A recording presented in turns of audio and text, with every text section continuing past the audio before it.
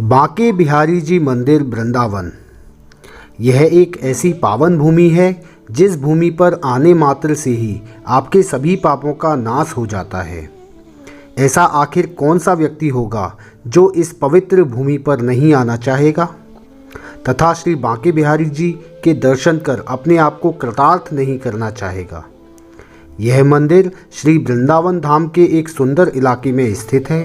कहा जाता है कि इस मंदिर का निर्माण स्वामी श्री राम जी के वंशजों के सामूहिक प्रयास से संवत 1921 के लगभग किया गया था। दोस्तों, बांके बिहारी मंदिर के दर्शन करने के लिए प्रतिदिन हजारों लाखों श्रद्धालु आते हैं, पर इसमें से बहुत कम श्रद्धालु यह जानते होंगे कि ये बांके बिहारी का जो मंदिर है वह कैसे बना, इसके पीछे की क्या कहानी है, कैसे यहाँ पर ये बांके बिहारी जी की जो मूर्ति आप देख रहे हैं ये यहाँ पर स्थापित हुई, निधिवन से बांके बिहारी जी की इस मूर्ति का क्या संबंध है, यह मूर्ति कितनी पुरानी है, सभी बातें इस वीडियो के माध्यम से जानेंगे मित्रों। तो बने रहिएगा वीडियो के साथ में। नमस्कार, मैं गोपाल चतुर्वेदी स्वागत करता हूँ आपका आपके अपने चैनल ब्रज आस्था में।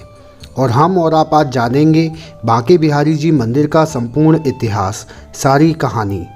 तो ध्यान से सुनिएगा दोस्तों, बने रहिएगा वीडियो के साथ में, अंत तक अवश्य देखिएगा। वीडियो अच्छी लगे तो अपने मित्रों के साथ शेयर अवश्य कीजिएगा। चलिए मित्रों, स्टार्ट करते हैं। मंदिर जब निर्माण किया था मंदिर का, तो उस समय पर किसी भी दानदाता का धन इस मंदिर में नहीं लगाया गया। स्वामी श्री हरदास जी विषय उदासीन वैष्णव थे। उनके भजन कीर्तन से प्रसन्न होकर निधिवन से श्री बांके बिहारी जी प्रकट हुए थे। स्वामी हरदास जी का जन्म संवत 1536 में भाद्रपद महीने के शुक्ल पक्ष में अष्टमी के दिन वृंदावन के निकट राजपुर नामक एक ग्राम में हुआ था। इनके आराध्य देव श्याम सलोनी सूरत वाले श्री बांके बिहारी जी थे। इनके पिता का नाम गंगाधर एवं माता का नाम श्रीमती चित्रा देवी था। हरिदास जी स्वामी असुधीर महाराज जी के शिष्य थे। इन्हें देखते ही आशुधीर देव जी जान गए थे कि ये सखी ललिता जी के अवतार हैं तथा राधाष्टमी के दिन भक्ति प्रदायिनी श्री राधा जी के मंगल महोत्सव का दर्शन लाभ हेतु ही यहाँ पधारे हैं। हरिदास जी को रसनिधि सखी का अवतार भी माना गया है। ये बचपन से ही संसार से उबे हुए रहते थे। किशोरावस्था में इन्होंने आशुधीर जी से युगल मंत्र की दीक्षा ली तथा यमुना के समीप निकुंज में एकांत स्थान पर जाकर ध्यान मग्न रहने लगे।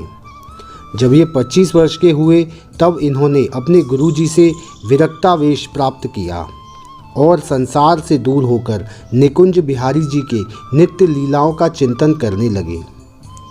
निकुंज वन में ही स्वामी श्री हरदास जी को बिहारी जी की मूर्ति निकालने का स्वप्नादेश हुआ था। जब स्वामी हरिदास जी निकुंज वन में रहते थे तभी इनको श्री बिहारी जी ने मूर्ति निकालने का स्वप्न दिया था। तब उनकी आज्ञानुसार मनोहर श्याम वर्ण छवि वाले श्री विग्रह को धरा की गोद से बाहर निकाला गया। यही सुंदर मूर्ति जग में श्री बांके बिहारी जी के नाम से विख्यात हुई।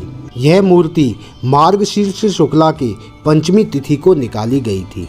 अतः प्राकट्य तिथि को हम बिहार पंचमी के रूप में बड़े ही उल्लास के साथ मनाते हैं।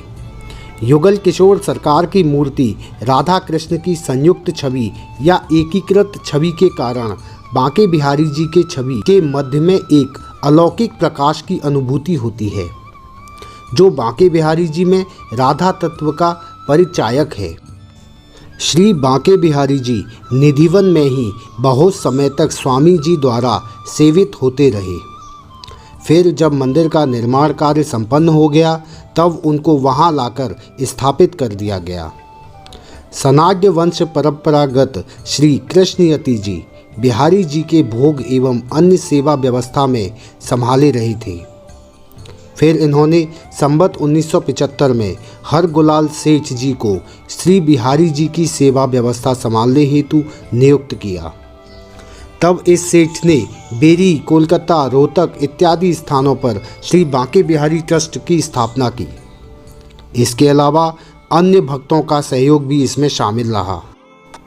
आनंद का विषय है कि जब काला पहाड़ के उत्पात की आशंका से अनेकों विग्रह स्थानांतरित हुए, परंतु श्री बांके बिहारी जी यहाँ से स्थानांतरित नहीं हुए। आज भी उनकी यहाँ प्रेम सहित पूजा चल रही है। कालांतर में स्वामी हरदास जी के उपासना पद्धति में परिवर्तन लाकर एक नए संप्रदाय निम्बार्क संप्रदाय से स्वतंत्र होकर सखी भाव संप्रदाय बना। इसी पद्धति के अनुसार वृंदावन के सभी मंदिरों में सेवा एवं महोत्सव आदि मनाए जाते हैं। श्री बांके बिहारी जी मंदिर में केवल शरद पूर्णिमा के दिन श्री बांके बिहारी जी बंसी धारण करते हैं। केवल सावन तीज के दिन ही ठाकुर जी झूले पर बैठते हैं एवं जन्माष्टमी के दिन ही केवल उनकी मंगला आरती होती है, जिसके दर्शन सौभाग्यशाली व्यक्ति को ही प्राप्त होते हैं। और चरण दर्शन केवल अक्षय तृतीया के दिन ही होता है। इन चरण कमलों के दर्शन जो करता है उसका तो बेड़ा ही पार लग जाता है। स्वामी हरदास जी संगीत के प्रसिद्ध गायक एवं तानसेन के गुरु थे। एक दिन प्रातःकाल स्वामी जी देखने लगे कि उनके बिस्तर पर कोई रजाई ओढ़कर सो रहा है। यह देखकर स्वामी जी बोले, अरे मेरे बिस्तर पर कौन सो रहा है? श्री बांके बिहारी जी वहाँ स्वयं सो रहे थे। शब्द सुनते ही बिहारी जी वहाँ से निकल भागे, किंतु वे अपने चूड़ा और बंसी को बिस्तर पर ही रखा छोड़कर चले गए। स्वामी जी वृद्ध अवस्था में दृष्टि क्षीण होने के कारण उनको कुछ नजर नहीं आया। इसके पश्चात श्री बांके बिहारी जी मंदिर के पुजारी ने जब मंदिर के कपाट खोले तो उन्हें श्री बांके बिहारी जी के पल्ले में चूड़ा एवं बंसी नजर नहीं आई, किंतु मंदिर का दरवाज़ा बंद था। आश्चर्यचकित होकर पुजारी जी निधिवन में स्वामी जी के पास आए एवं स्वामी जी को सभी बातें बताईं। स्वामी जी बोले कि प्रातःकाल कोई मेरे पलंग पर सोया हुआ था, वो जाते वक्त कुछ छोड़ गया है। तब पुजारी जी ने प्रत्यक्ष देखा कि पलंग पर श्री बांके बिहारी जी की चूड़ा और बंसी विराजमान थे। इससे प्रमाणित होता है कि श्री बांके बिहारी जी रात को रास करने के लिए निधिवन जाते हैं।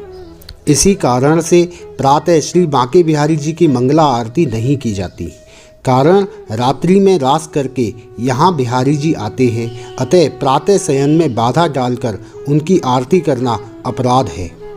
स्वामी हरदास जी के दर्शन प्राप्त करने के लिए अनेकों सम्राट यहाँ आते थे। एक बार दिल्ली के सम्राट अकबर स्वामी जी के दर्शन करने हेतु यहाँ आए थे। ठाकुर जी के दर्शन प्रातः 9 बजे से दोपहर 12 बजे तक तथा शाम को 6 बजे से लेकर रात्रि 9 बजे तक होते हैं। विशेष तिथि उपलक्ष्य अनुसार समय में परिवर्तन कर दिया जाता है। श्री बांके बिहारी जी के दर्शन के संबंध में अनेकों कहानियाँ प्रचलित हैं, जिसमें से एक दो हम आपको सुनाते हैं। एक बार एक भक्तिमती ने अपने पति को बहुत अनुनय विनय के पश्चात वृंदावन जाने के लिए राजी किया। दोनों वृंदावन आकर श्री बांके बिहारी जी के दर्शन करने लगे। कुछ दिन श्री बिहारी जी के दर्शन करने के पश्चात उसके पति ने जब घर वापस लौटने की चेष्टा की तो भक्तिमती ने श्री बिहारी जी के दर्शन लाभ से वंचित होना पड़ेगा ऐसा सोचकर वो रोने लगी।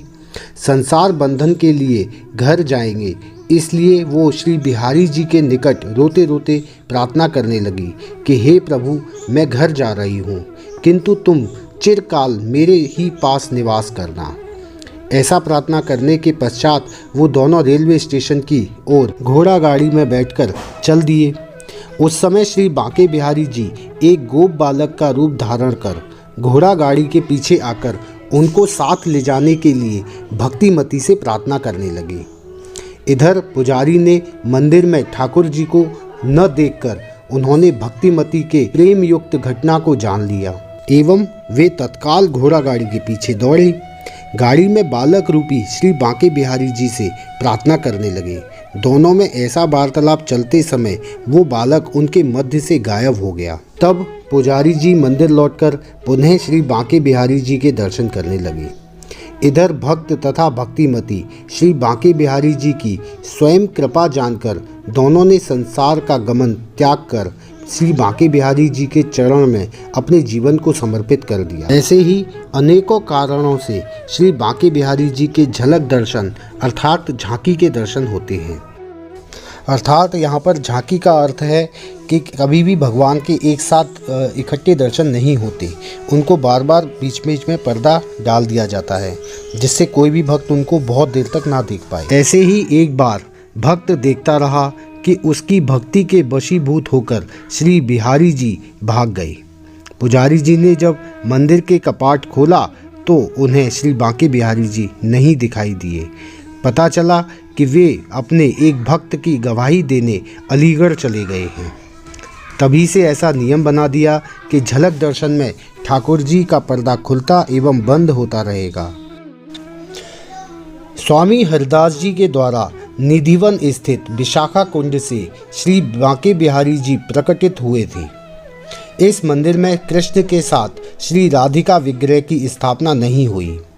वैशाख मास की अक्षय तृतीया के दिन श्री बांके बिहारी जी के चरणों के दर्शन होते हैं।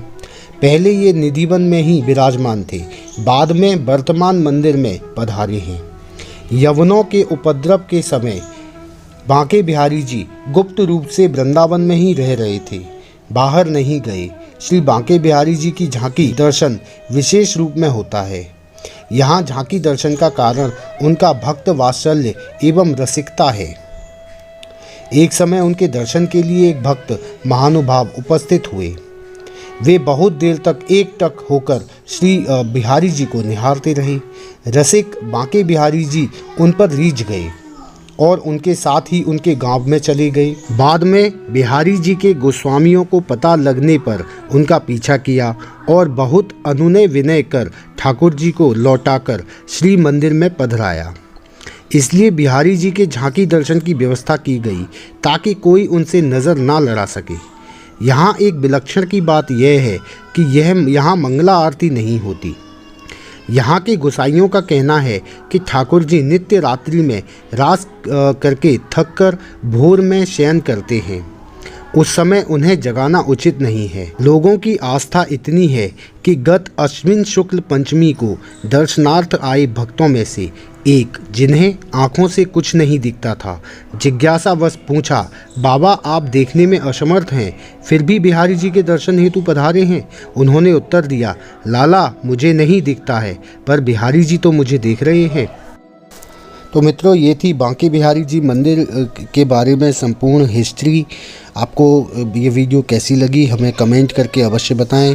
साथ ही दोस्तों अपने मित्रों के साथ शेयर अवश्य करें ताकि और लोग भी बांके बिहारी जी के मंदिर के बारे में संपूर्ण इतिहास जान सकें। तो चलिए दोस्तों, इस वीडियो में फ़िलहाल इतना ही। फिर मिलेंगे अगली वीडियो में। तब तक के लिए जय श्री कृष्णा, जय श्री राधे, नमस्कार।